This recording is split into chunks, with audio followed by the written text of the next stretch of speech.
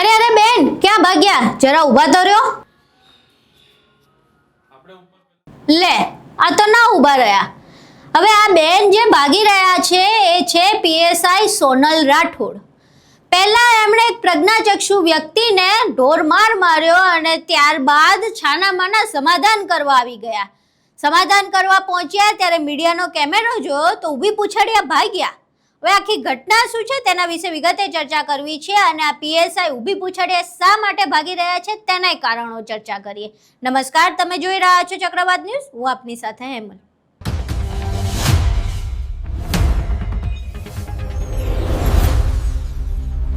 Changodar police સ્ટેશનમાં ફરજ બજાવતા પીએસઆઈ સોનલ રાઠોડની ક્રૂરતા સામે આવી છે. હકીકતમાં પંચવટી વિસ્તારમાં એક પ્રજ્ઞાચક્ષુ પોતાનો ગલ્લો ચલાવતા હતા. ત્યાં એક વ્યક્તિ કદાચ તેમનું કંઈક પડીકું ચોરતો હોય તેવું તેમને લાગ્યું એટલે એમણે આમ હાથ મારીને ખસેડવાનો પ્રયાસ કર્યો. ત્યારબાદ તે વ્યક્તિ જે હતો તેણે તેના પિતાને બોલાવ્યા. તેના પિતા આવ્યા, એ પ્રજ્ઞાચક્ષુ વ્યક્તિને બહુ બધી ગાળો ભાંડી. ત્યારબાદ તેમણે પોલીસને ફોન કર્યો. બાદમાં પોલીસ તેમને યુનિવર્સિટી વિસ્તારની જે પોલીસ મથક છે ત્યાં લઈ ગઈ. ત્યાં લઈ ગયા બાદ આ ચાંગોદર પોલીસ સ્ટેશનમાં ફરજ બજાવનાર જે પીએસઆઈ છે સોનલ રાઠોડ, તેમણે આ પ્રજ્ઞાચક્ષુ વ્યક્તિને ઢોરમાર માર્યો. પહેલા દંડા વડે માર્યો, લાફા વડે માર્યો, પડી ગયા તો લાતો વડે માર્યો. બાદમાં તેમને હોસ્પિટલમાં દાખલ થવું પડ્યું અને આખી ઘટના સામે આવ્યા બાદ શું થયું તો આ પીએસઆઈ સોનલ રાઠોડને લાગી બીક સસ્પેન્શનની. અને સસ્પેન્શનની કદાચ બીક લાગી હશે એટલે તેઓ આ પ્રજ્ઞાચક્ષુ વ્યક્તિના ઘરે પહોંચ્યા છાનામાના સમાધાન કરવા માટે. સમાધાન કરવા પહોંચ્યા ત્યારે મીડિયા પણ ત્યાં પહોંચી અને જેવું જ મીડિયાને જોયું કે ઊભી પૂછડીએ ભાગ્યા. અહીં પહેલા એ દ્રશ્યો જોઈએ. ઘર સુધી આવવાનું કારણ શું હોય? જો તમે ગિલ્ટી ફીલ કરું છું એટલે હું ગિલ્ટી ફીલ કરું છું એટલે અને મારો કારણ એવું નતું, મારો દીકરો પડી ગયો, મારા કાન સોજી ગયો, હું તો બહાર ગામ હતી. પડી ગયો નથી, એને કઈ સુઈ નહીં ગયો, ખાલી આમ પડી ગયા હતો આમ જોવા. તો પછી અત્યારે શું કરવા માટે આવ્યા? ઓળખીતા હતા ભાઈના ઘરે કેમ આવ્યા? અત્યારે મારવા આવ્યા હતા કે શું કરવા આવ્યા હતા? ઓળખીતા છે એટલે ઓળખીતા એટલે સમાધાન કરવા આવ્યા હતા, શેના માટે આવ્યા હતા? બેન તમે હાથ ઉઠાવો નહીં તો આંખ ઉપર ઈજાઓ કેવી રીતે આવી અમને? બેન હે બેન હાથ ઉગામ્યો તો તમે બેન? તો પછી અત્યારે કઈ બાબતનું સમાધાન છે? એવું કોઈ જ વાત નથી, પ્લીઝ તમે એવું ના કરો. તો એમણે બધા જે દાવા કર્યા અને એમને જે વાગ્યું છે પછી કેવી રીતે? ખાલી તમારો પક્ષ કહો બેન. બ્રધર એવી કોઈ વાત નથી, તમે તો પછી ભાગી કેમ રહ્યા છો બેન? સાથેથી વાત કરો ને. તમે જો કંઈ કર્યું જ નથી. તમે આવો. હા તમે આવો.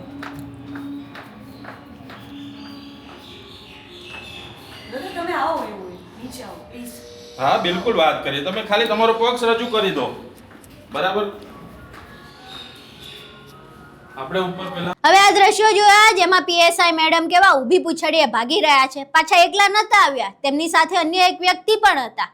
એમની પ્રતિક્રિયા જોશો તો વધારે તમને નવાઈ લાગશે, કારણ કે એ તો એવું કહી રહ્યા છે કે હું તો કોઈ પોલીસ અધિકારી તરીકે આવ્યો જ નથી, હું તો એક ખાલી મધ્યસ્થી બનીને આવ્યો હતો સમાધાન કરવા માટે. પહેલા એ વ્યક્તિનો પણ વિડીયો જોઈએ. તમારું ક્રિમિનલની જેમ મને માર્યો. ભાઈ તમારું નામ શું અને તમે કયા પોલીસ સ્ટેશનથી છો? હું કોઈ પોલીસ તરીકે આવ્યો નથી અને કોઈ પોલીસ સ્ટેશનથી બી આવ્યો નથી. આજે એક મધ્યસ્થી તરીકે આજે સારી રીતે કદાચ થતું હોય એમને અમે પૂછીશું કોઈ જાતનું બેન તમે પૂછો, અમે કોઈ આ બેન બી તમે ક્યારે વ્યવસ્થિત વાત કરી છે કે નહીં? એકદમ કદાચ એ તો એ બેને અમને મારવાની છે જરૂર પડી, પોલીસ છે પણ એ અમને ખબર જ નથી. અમે તો જાણતા જ નથી કે અમે તો હવે આજે રોકી. તો તમે અહીંયા શું કામ આવ્યા છો? અત્યારે આ બેન આવે પહેલાં આવીને તમે બેઠા હતા, એનું કોઈ કારણ કહું તો છું એક મધ્યસ્થી તરીકે ભાઈ એમને કદાચ સારી રીતે એમને પહેલાં તો એમની તબિયત મેં પૂછી આવીને કે એમને સારી રીતે એમને સારું હોય, બધું વ્યવસ્થિત હોય, એમને જે કરવું હોય એમને કોઈ જગ્યાએ તો મધ્યસ્થી માટે તમને બેને કહ્યું હશે ત્યારે તમે અહીંયા આવ્યા હશો? બેન હવે હું આમને બી પરિચયમાં છું, એમના બી પરિચયમાં છું, તો પછી એમાં બેનને કોઈ કહેવાથી હું અહીંયા આવ્યો એવું છે ને અમારે. હવે તમે આ બંને પોલીસ અધિકારીઓના વિડીયો જોયા. હવે આ વિડીયો બાદ જે પ્રજ્ઞાચક્ષુ વ્યક્તિના ઘરે ગયા હતા એ વ્યક્તિએ શું કહ્યું આ સમગ્ર મામલે તે સાંભળી.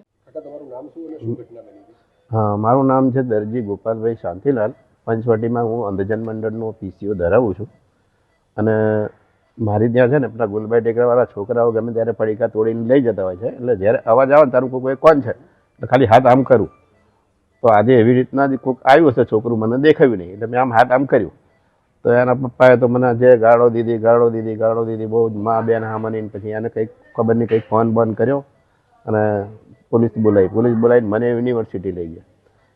યુનિવર્સિટી જઈને એને મારી ફરિયાદ કરી. મેં ત્યાં પેલા પોલીસવાળાને બી કીધું કે સાહેબ મેં આથી જાણીને મેં નહીં કર્યું, અંજાનમાં થઈ ગયું હશે. એમ એને કંઈ વાગ્યું નથી. પોલીસવાળાએ ભાઈઓએ એમને પૂછ્યું બી ખરું કે તને કશું કાનમાં થાય છે તો કે ના મને કશું નહીં થતું. બસ પછી એ પેલા ભાઈ એફઆઈઆર ફાડી અને પછી મને બહાર રાખ્યો. મને પોલીસ સ્ટેશનની અંદર કોઈક બહારથી પીએસઆઈ આવીને મને બહુ માર્યો. મને બેસાડી રાખ્યો 5 વાગ્યા સુધી તો. અને પછી આવીને તરત જ પેલા કીધું ક્યાં છે ભાઈ? અને મેં કીધું તો અરે મને પહેલા આવતાને કીધું ઝાપટો મારી આંખ પર બી 4-5. પછી અહીં તમે પ્રજ્ઞાચક્ષુ વ્યક્તિને સાંભળ્યા. હવે આજે પીએસઆઈ સોનલ રાઠોડ છે એમણે ઢોર માર માર્યો ત્યાં સુધી તેમને કસાય કદાચ કાયદા યાદ નહીં આવ્યા હોય, પરંતુ જેવો જ વિડીયો વાયરલ થયો અને આ પ્રજ્ઞાચક્ષુ વ્યક્તિએ પોતાની આપવીતી જણાવી અને આ બેનનું નામ આપ્યું એટલે એ બેનને કદાચ લાગ્યો હશે સસ્પેન્શનનો ડર. કારણ કે હજુ મહિનોય નથી થયો અને પોલીસ ખાતામાંથી એક પરિપત્ર આવ્યો હતો કે કોઈ પણ પોલીસ અધિકારીએ કોઈ પણ આરોપી સાથે અમાનવીય કૃત્ય કરવું નહીં. કદાચ એમને આ પરિપત્ર યાદ આવી ગયો હશે અને એવું થયું હશે કે આમાં તો હું સસ્પેન્ડ થઈ જઈશ જો મારી સામે કાર્યવાહી થશે તો. એટલે છાનામાના બંધ બારણે સમાધાન કરવા પહોંચ્યા. જ્યારે તમે ઢોર માર માર્યો ત્યારે તમને યાદ ન આવ્યું આ બધી વસ્તુઓ?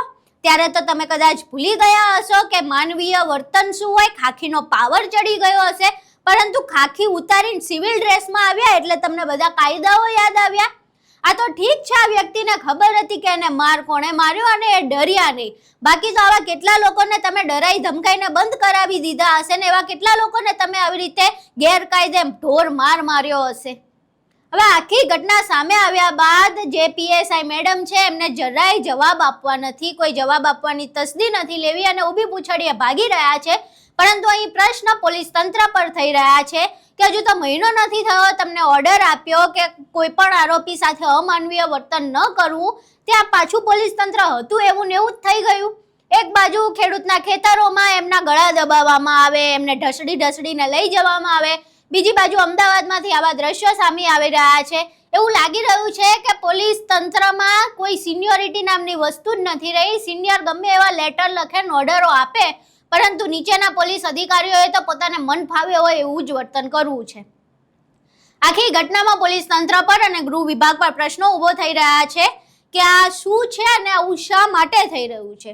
હવે આખી ઘટનામાં આ પીએસઆઈ મેડમ પર કોઈ કાર્યવાહી થાય છે કે કેમ, કે પછી આ અંદરખાને સમાધાન કરી જ લેવામાં આવે છે તે જોવું રહ્યું.